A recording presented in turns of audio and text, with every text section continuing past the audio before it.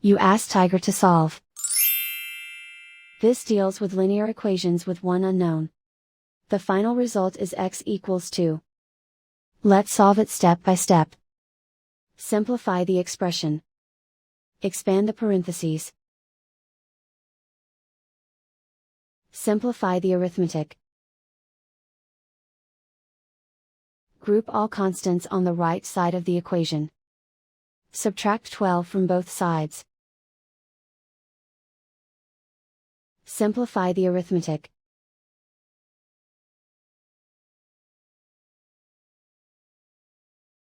Isolate the x. Divide both sides by 2. Simplify the fraction.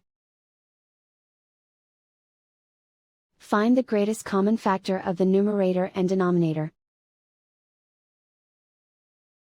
Factor out and cancel the greatest common factor.